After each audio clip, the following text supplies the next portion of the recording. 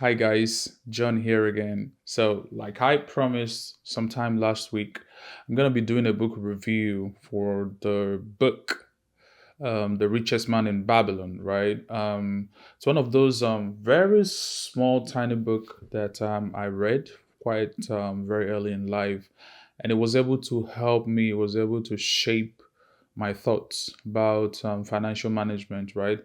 And it was able to help me develop this love for managing wealth, managing money, and I've grown so far from reading this book. Now, it's a very small book. It has the the right level of financial nutrients that you need to start building a healthy financial life, right? So I'm going to be doing a book review today. I have a PowerPoint that I'm going to be sharing with you guys. What I think are the principles in this book, right? So I'm not going to be going down deep into like the stories or the characters in the book, but I'm going to be summarizing the principles that I have learned from the book. I don't want to waste any time because there is so much to talk about. So I'm going to be going down deep with the book. So it's just a book that prioritizes your savings, your investing, and how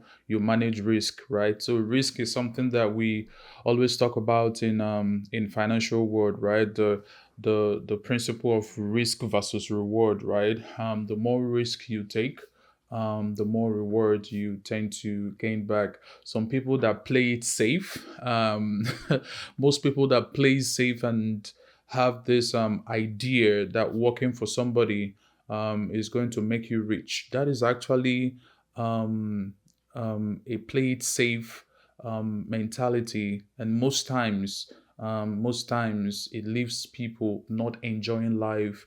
It leaves people at a place where they feel like slaves for majority of their years. I mean, think about it. You have about 40 years of your working career, and those are most times your most useful years, right? Those are the times that you have to invest in your family, also build memories. Most people want to travel, but think about it. What if those years are constrained, or rather, you don't have the freedom to be able to do something else apart from giving your time away to your job or things of that stuff, because you have to exchange your time for money, right? So I believe the principles laid out in this book would actually help you to start seeing light at the end of the tunnel, to understand that you can actually retire early as a person by practicing the principles that are laid out in this book. So that is The Richest Man in Babylon. And I'm going to run down real quick because we have a lot to talk about, right? I'm going to run down real quick on the principles that the book highlights. So there are the principles in the book, and there are the laws of gold that was discussed in the book, right? So the number one principle is that start thy purse to fattening. Start thy purse to fattening, right? Or rather, a more contemporary way of putting it is to make sure you have a lot of money, right? So your purse is where you store your money. Your purse can also be your bank account, right? So the idea is to start your purse to fattening. Make sure that there is a lot of money in your bank account, right? And the second one is control thy expenses, right? So you could see the how it uses die instead of d, right? So this was the English that they were using as of that point in time, right? So the third principle is make thy gold multiply. So you have to figure out a way to make thy gold multiply. The fourth one is guard thy treasures from lust. The fifth one, make of thy dwelling a profitable investment. Sixth one, ensure a future income. And the seventh one, which is the last one but not the least, improve thy ability to earn. So these are the principles that I'm going to be talking about in this video. As you can see, it's quite a lot, but these are the basics of finances. These are the ways to start. You have to learn this principle. And guess what? These are the principles that billionaires do play, and this is how they've gotten to where they are right now, right? You have to get good with the basics, whether irrespective of the level that you are in right now, you have to get good with the basics, right? So, and these are the basics. Let's talk about them. All right. The first principle, start thy purse to fattening. So, what does this basically mean? It just means make sure that there is money in your bank account, right? Make sure that you are earning enough money to be able to fatten your bank account. That is just what it's saying, right? So, and it gave us like several steps to make sure that you are fattening your bank account. It says, pay thyself first. Now, this is the core, the very basics of financial management. You have to learn to pay yourself first. And think about it, right? Every day we are left paying other people first, right? So once your paycheck hits your bank account, you're already thinking about your mortgage. You're already thinking about the new cap you want, or the new shoes you want, or some of these things you have to defer them until it gets to a point where even your Amazon cart is filled a lot with the things that you desire. So once your income is now coming in, you are now assigning responsibilities to them, right? So the book is now teaching here that you have to learn the principle of paying yourself first. And now this principle actually helped me a whole lot when I was in school. And that was how I was able to sustain myself and pay myself through school. I was a very aggressive saver, right? You have to learn to pay yourself first. Most people suggest starting with 10%. I would just say look at the money that you have, how much you have bringing in, right? And decide what percentage is great for you and stick to it. I was a very aggressive saver when I was in school. So I was saving 50% and above of what I was making, right? But think about it, right? I have to find other ways to lower my expenses then. I think when I was in school, we were like four boys inside a two-bedroom apartment, right? So we shared two um, in each room, and that was how I was able to get my expenses lower, right? But you have to do what is comfortable at your level, but make sure you are paying yourself first. Now, this is a habit you have to consciously build in your memory. It's a habit, right? I understand you have credit card debt, you have all these things that are knocking on your door every time your paycheck hits, but get into the habits. Open a savings account where you transfer a certain portion, a percentage of your money into, right? It's a great habit. It's a great habit. And you have to start now to practice it. So, a good suggestion that you guys, that I might give to you guys is to, some of your paycheck, you can actually tell them that pay a certain percent, right? My job would tell you, do you want 100% of your paycheck going into this account, right? You can tell them that you want 10% of my paycheck going into a certain account, so you don't get to see it, right? You don't get to see it. It will be transferred straight to that account. So learn to pay yourself first. And another one is live below your means, right? To save money, it's important to live below your means and to avoid overspending. This might require you making sacrifices. So look at your means. Look at the things that are bringing in money to you, right? Figure out a way to live comfortably within your means. And you know, one thing that usually happens is that when money starts coming, it feels like our needs, they actually grow. The human needs are insatiable. You cannot satisfy it because every day you keep desiring for more stuff, right? So think about that. Live within your means. Live to make sure that you are not being exorbitant. You are not being excessively spending. So make sure that you are affording the things that you want. Don't put a whole lot of stuff into credit cards, and at the end of the day, you are borrowing it from your future to pay the things that you want in your present. So the last one, under fattening thy purse, is to invest in yourself. There is no better investment. There is no better investment anywhere in the world, quote me anywhere, than investing in yourself. It has the best return ever, So some people, think about it. Some people spend like 3,000 on perhaps a cybersecurity course. My master's degree, I spent like close to 12,000, right? 12,000 plus to get my master's degree. But the returns I'm getting right now is way, way, way much than that, right? So think about yourself as the asset, right? Think about yourself as the person that the asset that you have to invest into. You are going to give yourself the best reward ever. Quote me anywhere. Quote me anywhere. I've heard people say that when preparedness meets opportunity, success happens, right? So when you spend time investing in yourself, you don't know what opportunity might come across your way. You are going to earn 10 times, 20 times, 50 times more than the money that you've invested in yourself. So that's great. The second one is control thy expenses.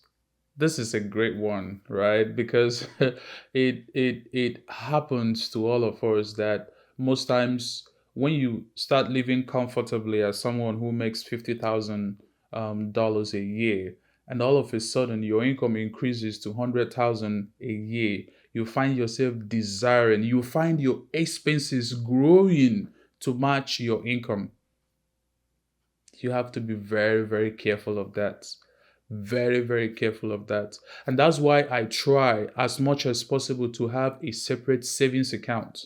I have a savings account. I'm going to do another video for savings accounts that I think are great so that you guys can go search out and subscribe to it.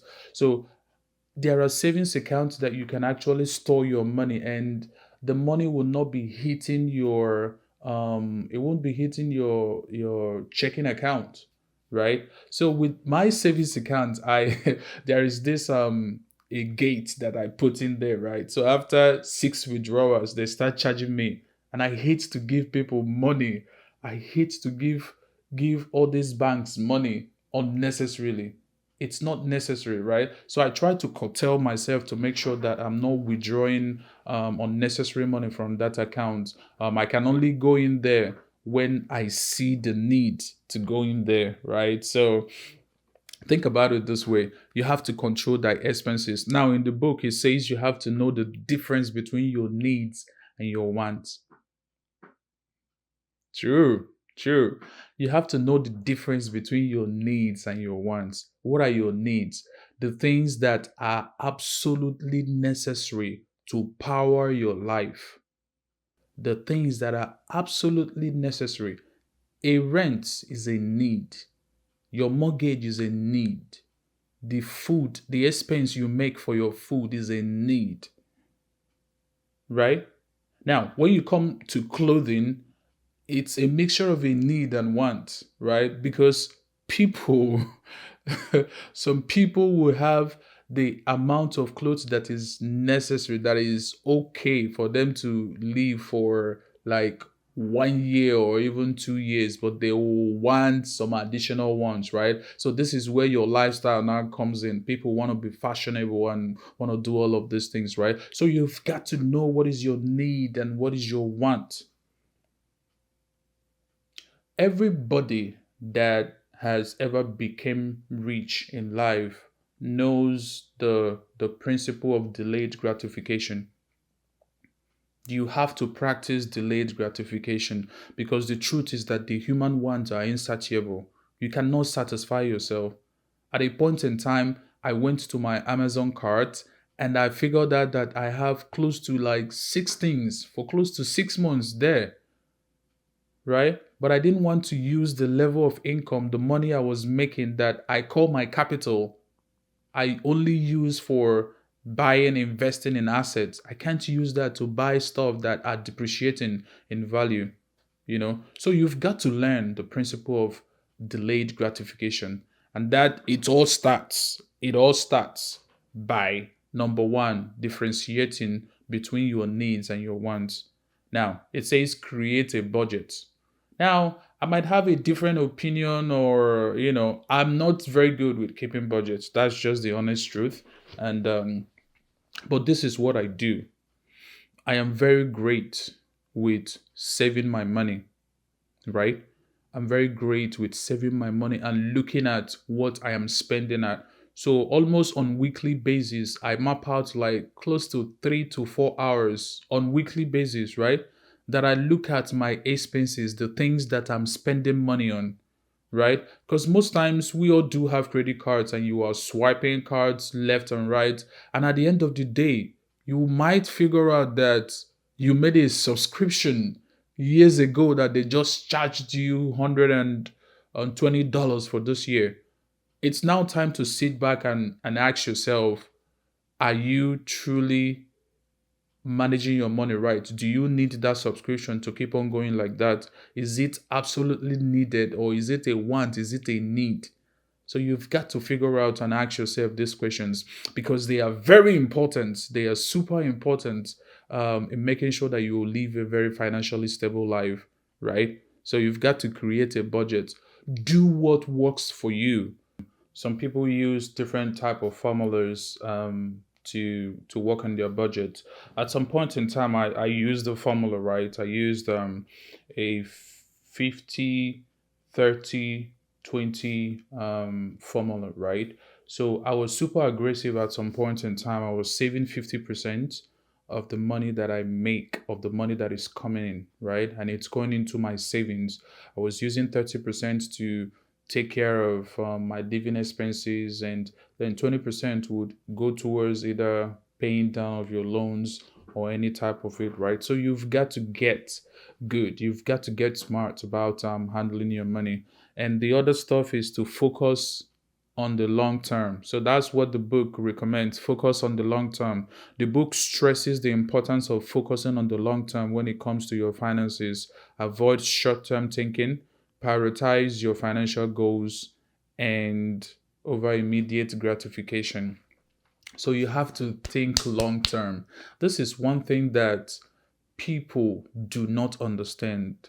With finances, it's a long term strategy. You have to think long term, because the idea is that you want to make your future better.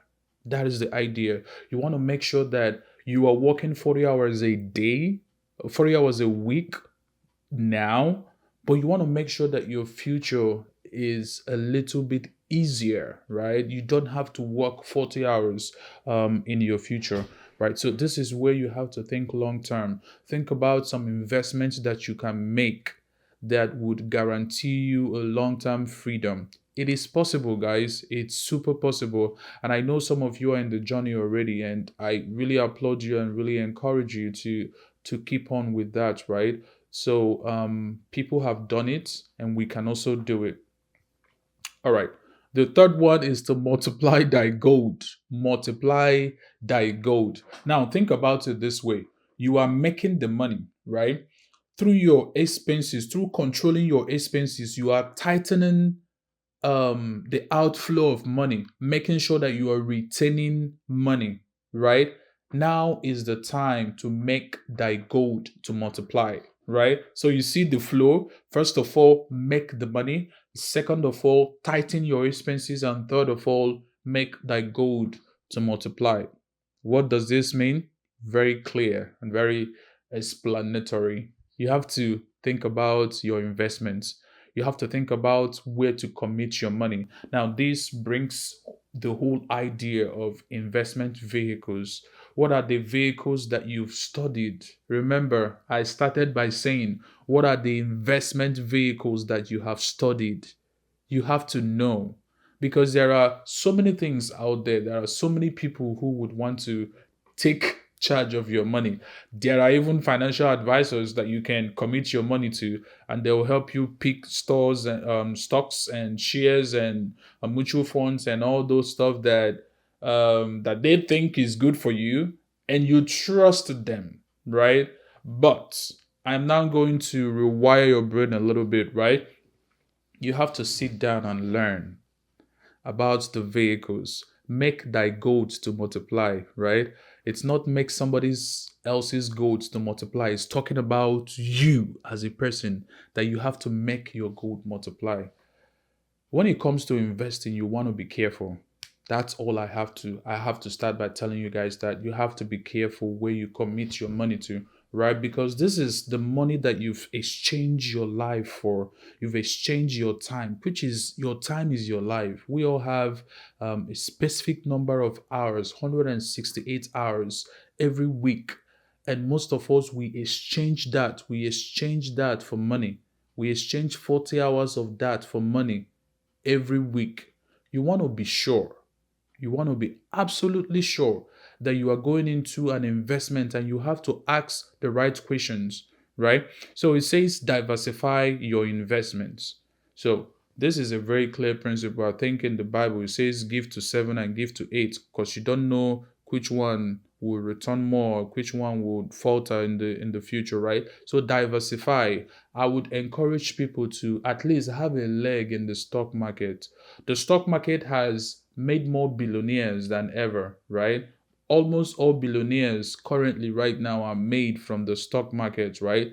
We all do know about Elon Musk, that made majority of his wealth during the COVID time, right? So think about having something to do with the stock market, right? You have $1,000 lying in a bank account right now that is paying you 0.1%. Why don't you put the money, go buy Coca Cola or go buy Apple, own a stock or a share of a company, right? And just see, start thinking, because it's all in here. It's all in here. Once I can get you working in here, then you can start seeing how people make money. People make money through appreciation. They make money through dividends. How else can you make money in the stock market, right? You make money through dividends. You make money through stock appreciation. But you have to also understand the risk, right? So make that gold multiply. This is where we talk about the risk versus the return, right? The more risk you take, the more returns you are going to get. But if you play it safe, think about it. There are bank accounts currently that is currently paying like 3.4%. Ally Bank, I think Discover, they are paying that amount, right? Now, there are investments called certificates of deposit, right? They can pay you anywhere from 2% or 3% or 4% APY.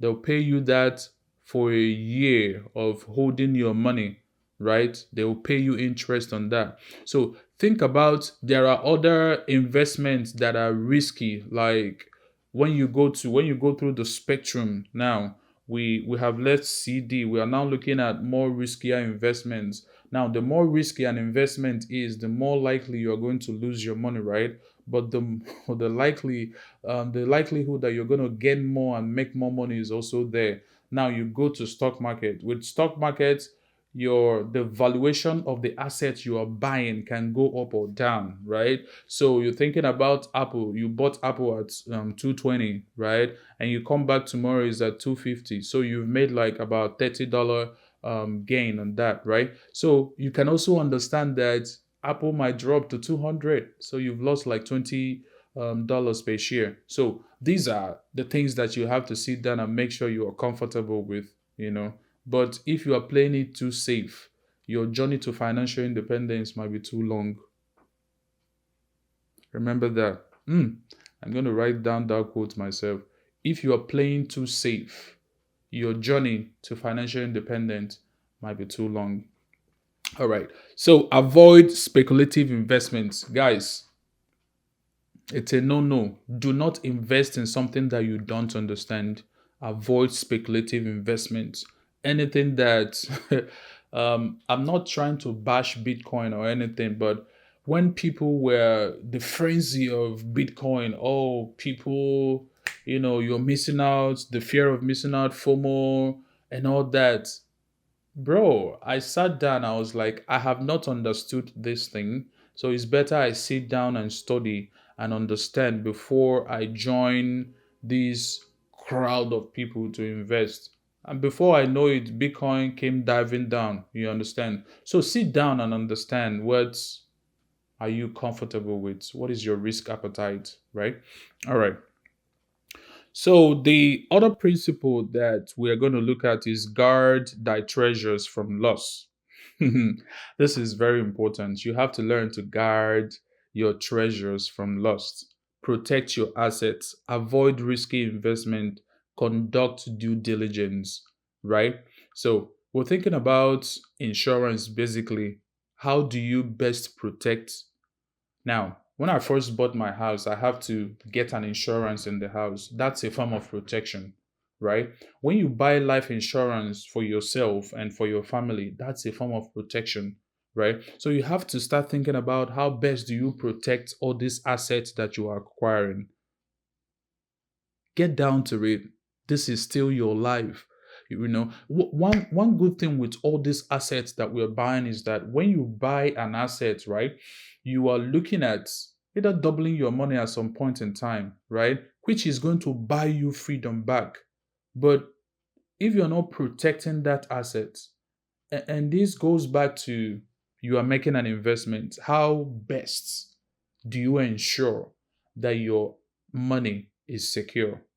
So let's um let's talk about store of value for a bit before we go over to the next section. Store of value. A lot of people like to wear gold jewelries. Why? Because gold is a great store of value. So assuming you went to Dubai, the gold silk in Dubai, and you went there, you found a gold for $1,000, and you bought that gold, and you came back to United States. You wore it for 10 years. The gold you bought for $1,000, you wore it for 10 years and you went to go sell it, you figured out that you can still sell the gold for 1,200, right? So in that instance, that gold has become a great store of value. Number one, you used it for 10 years, and at the end of the day, your $1,000 was still intact and you were able to sell it for profit. So you have to think about what investment vehicles are great store of value. That's why I don't invest heavily in the stock market, because it's not a great store of value. Your value can depreciate, right? So I invest heavily in things that I figured out that they are great store of value. Assets like real estate, assets like life insurance, IUL policy, index universal life policies, and some businesses, right? Some businesses can be great store of value, right? So you have to figure out what assets are good store of value for you. With real estate, you can buy real estate today and sell it for an appreciation tomorrow, right? Even if you don't sell it for an appreciation tomorrow, there might be some tax benefits for buying real estate, right? There might be some depreciation for you depending on if that is your first if that is your homestead or another investment for you. So think about it. That's a checklist that you have to make sure you tick before you choose an asset. Is it a good store of value, and how best can you protect that asset?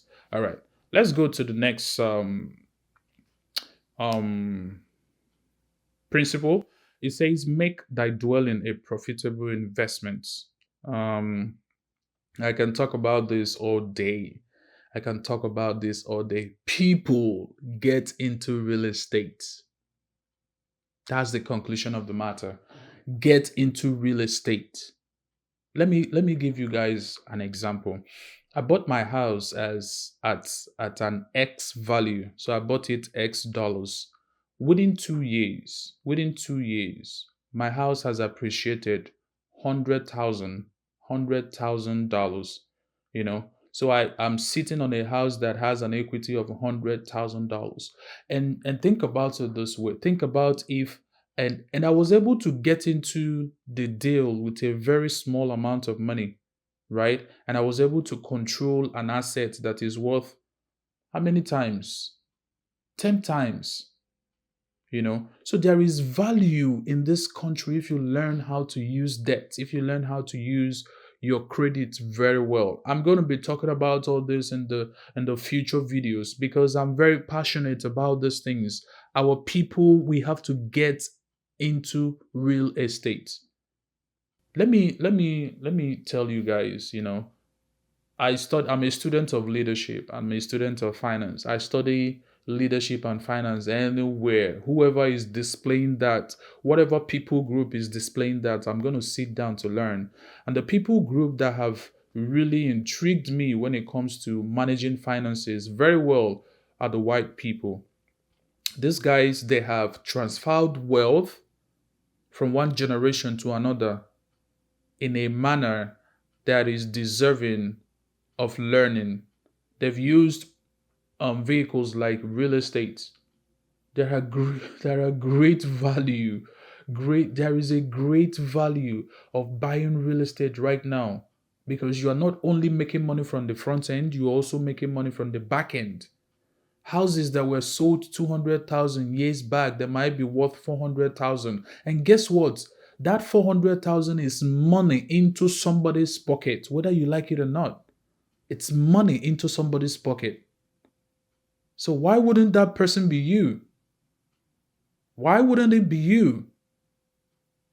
You have to get off of this mentality of renting. Guys, you have to get into real estate, buy something and hold. I bought my house. I was able to live in one room and I was able to rent out the other two rooms. When I did that, I was technically living for free for close to 1 year. The money I was paying for my mortgage was other people that were paying my mortgage for me. And not only that, my house was appreciating in value. So there are benefits for getting into real estate. I'm going to do another video, like great video for real estate investing, which is what I do. I'm into apartment investing, right? So I'm going to do video for that. Just stick to this channel, right? So make that dwelling a profitable investment. It goes about making sure you get into a real estate, making sure that you keep your house in order, fix whatever you have to fix to make sure that the value of your property doesn't depreciate. And it goes about to tell you avoid taking too much debt. So make sure you are not over levered in your properties that you're buying. Make sure you are putting in at least, you know, depending on, I mean, I got into my deal with 5%, right? But I'm trying to raise it now to more than, 20%, right? Make sure you don't have too much debt. Make sure um that you have a great attitude to good debts, right? I preach against bad debt, but make sure you have good debts. Make sure you have good attitude to debt, right? And good debts are things that put money into your pocket, while bad debts take money out of your pocket. All right. So the next point, ensure you have future income. So ensure you have future income. Guys, this is talking about retirement. You have to make sure that you are retiring in a good place. Nothing hurts my heart when I go to Walmart and see like old people saying hello, hi, they're greeting me. Every day I tell myself, I'm not going to be like this person. I'm not going to be like this person. The federal government, they have told you that retirement is 65. You don't have to stick to that. You can retire at 40. You can retire at 45. If only you can plan your life very well, you can retire at 40. You can retire at 45. You can retire at 50. You don't have to stick to what the government is telling you. You have to live above the system, and operate above the system. So make sure that you ensure a future income for you. Now, let me tell you guys a story. When I was quite little, my dad, out of old age, had to retire from going to work and all that. But my dad was sustained because he made some real estate investment. So every month he would go out and collect rents. And those rents was what we were using as a family to sustain ourselves then.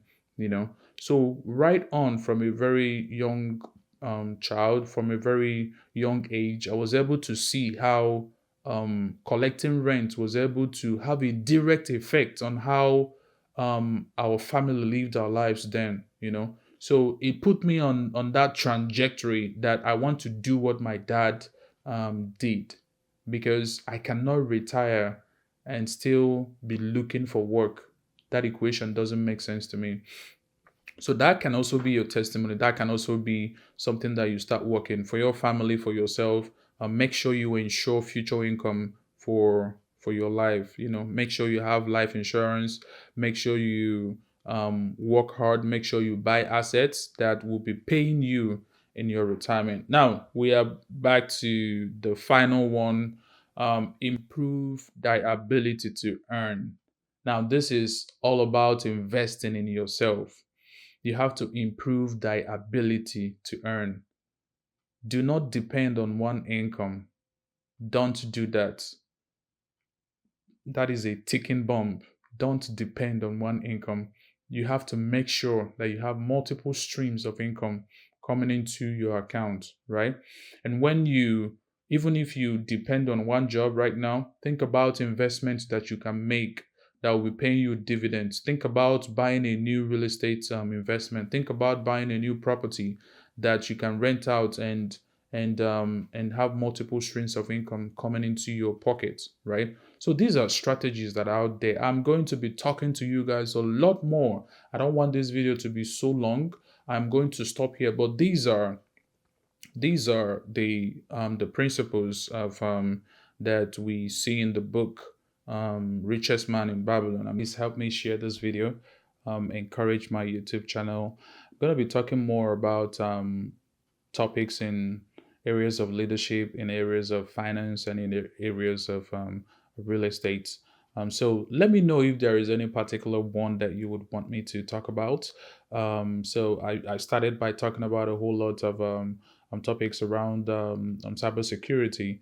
I'm going to be making more videos in those regards, and I'm talking more on leadership and also real estate investing. So thank you for watching, and God bless you. Bye.